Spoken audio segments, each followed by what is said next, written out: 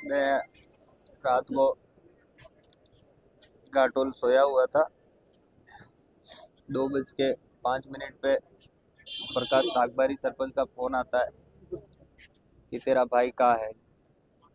मैंने कहा मैं घाटोल हूँ, घर पे सोया हूँ, वो गांव वाले घर में होगा तो पता कर एक बार ही। फिर मैंने मेरे भाई को फ़ोन किया तो मेरे भाई ने फ़ोन उसका बंद आया। मैंने फिर मेरे पापा को फ़ोन किया।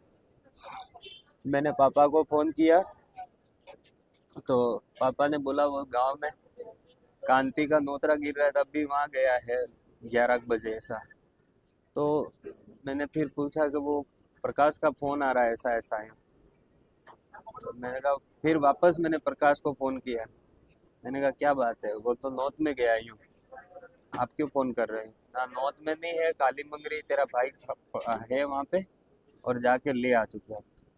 मैंने फिर मेरे को थोड़ा सा, मेरे को 1 महीने पहले प्रकाश सागबारी ने धमकी दी थी कि तेरे भाई को मार दूंगा अगर इस तरह से, और बहुत सारी बातें हुई। मेरे भाई के फ़ोन में भी खूब सारी रिकॉर्डिंग है। शायद पुलिस अगर उस फ़ोन को जब्त करती है तो प्रकाश की और उसके साले की इन सबकी रिकॉर्डिंग है उसके अंदर मौजूद है। आखिर आपके भाई को प्रकाश जी ने मारने की धमकी क्यों दी? इनके मतलब ये ऐसा कहता था कि मतलब वो जो प्रकाश जी का साला है उसकी मिसेज का मैसेज आया है यूँ। मैंने कहा वो क्लासमेट हैं, उस टाइम मैंने भी यही बात हुई तो वाह ठीक है क्लासमेट है, हाँ क्लासमेट, कोई गलती तो नहीं हुई ना। मैंने कहा नहीं गलती हुई तो ठीक है, ये बात अपने पुलिस तक भी नहीं जानी चाहिए। ये प्रकाश के शब्द थे और मैंने मेरे साथ में जो लड़के थे उनको भी बताया प्रकाश ऐसी ऐसी बात कर रहा है। इसके बाद और पहले धमकी दी, फिर इसके बाद में मैंने इनसे कहा, मैंने कहा कोई लिखा पढ़ी करना पड़े तो कर देंगे, थाने में रिपोर्ट देनी पड़े तो दे देंगे। इसने मना करा, नहीं अपनी इज्जत खराब हो गई हो। फिर उस दिन के बाद से कल की घटना, कल उसका फ़ोन आता है तेरा भाई वहाँ है। मैंने कहा कहाँ पे यूँ, तो वो उसके साले के ससुराल में बताया, साले के ससुराल में बताया। और फिर मैं वहाँ घाटोल से निकलता हूँ, मेरे दोस्त को फ़ोन लगाता हूँ, मेरा दोस्त फ़ोन नहीं उठा पाता, रात में सोया होगा।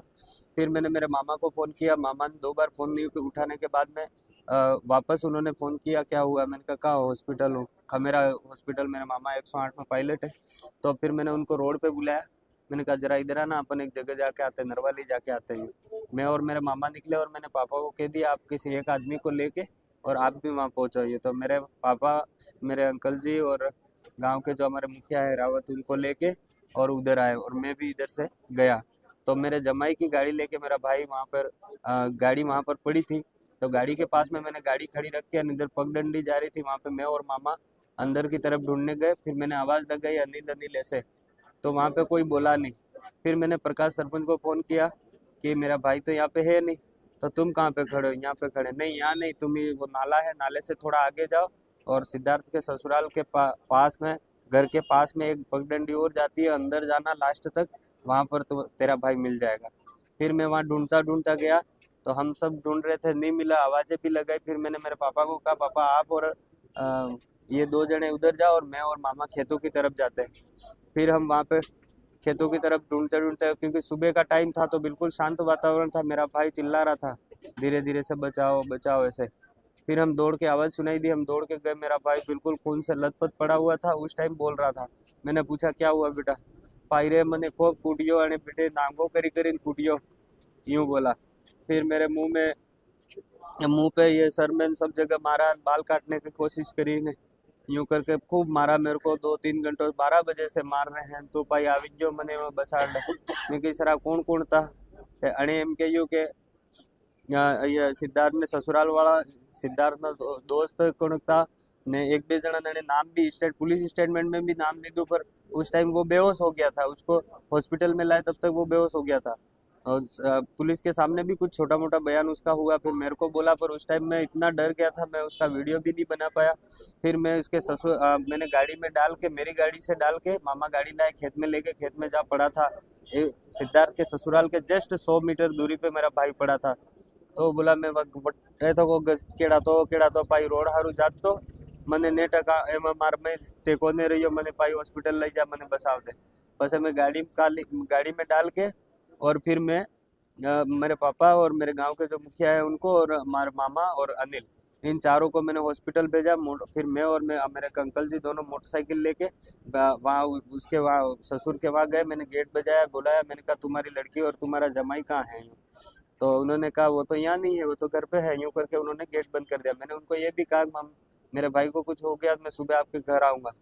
फिर मैं वहाँ से खमेरा हॉस्पिटल आया। खमेरा हॉस्पिटल से मेरे भाई की स्थिति बहुत ख़राब हो रखी थी, वहाँ से रेफर किया। हॉस्पिटल से बांसवाड़ा लाए। बांसवाड़ा थोड़ी देर मेरा भाई मेरे हाथों में तड़पता रहा। इसके बाद मेरे भाई की मौत हो गई। मैं तो प्रशासन से उम्मीद करता हूँ कि इन मुजरिमों को जिस तरह से मेरे भाई को बेरहमी से मारा, मेरे भाई को गला घोट के मार देते, तलवार से मार देते। 4 घंटे तक मेरे भाई को तड़पा तड़पा के यहाँ लाते मारी। ये पूरा वो हो गया, पेट पूरा सूज गया, माथा पूरा आंखें मेरे भाई की बाहर ऐसे पूरी वो हो गई। मेरे भाई को बहुत बेरहमी से मारा। उन मुजरिमों को छोड़ना नहीं चाहिए। प्रशासन किसी के मुजरिम किसी के सगे संबंधी नहीं होते। इन्होंने मुझे मुझे पूरा पता है, क्योंकि मेरे को विधानसभा में भी प्रकाश ने इस तरह से किया था। राजनीतिक षड्यंत्र करके मेरा पूरा काम, मेरे घर का काम मेरे भाई संभालता था। मेरे बच्चे, उसके बच्चे, मेरे मम्मी पापा स्कूल जाते, घर संभालने वाला कोई नहीं था।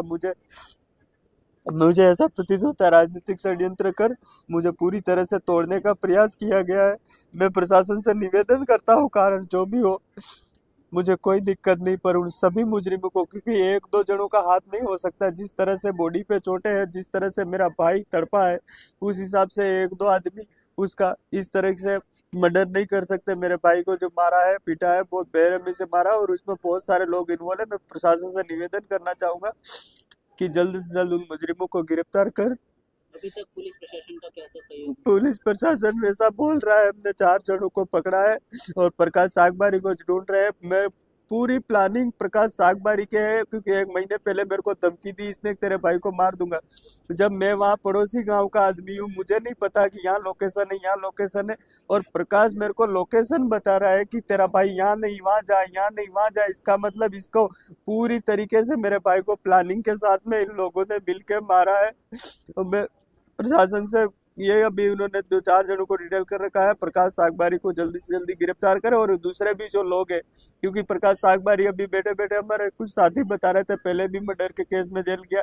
इसके ऊपर कई सारे मर्डर के आरोप पहले से लगे हुए, पर ये हर बार इस तरह से बच निकलता है। मैं प्रशासन से निवेदन करना चाहूंगा, मेरा भाई तो चला गया, कोई बात नहीं, पर आने वाले साथ में कभी समय में मेरे भाई के साथ में घटना हुई, ऐसी किसी भाई के साथ घटना नहीं घटे। इस तरह से बेरहमी से किसी को नहीं मारे, क्योंकि इनके, मेरे को ऐसा लगता है 2-4 मर्डर के आरोप और 1 मर्डर साबित होने पर इसके हौसले बुलंद हो गए और अपनी राजनीतिक दोस्त जमाता रहता है, और कई सारे लोग इससे परेशान है। भाई इनको कड़ी से कड़ी सजा दे, उम्र कैद की सजा दे। मुजरिमों की कोई जात पात पार्टी पॉलिटिक्स नहीं होती है। तो मैं आपके चैनल के माध्यम, आज मेरे को कितना दुख होता होगा, मैं दूसरों के लिए चैनल पे बाइट करता, आज मेरे भाई के लिए करना पड़ रहा है।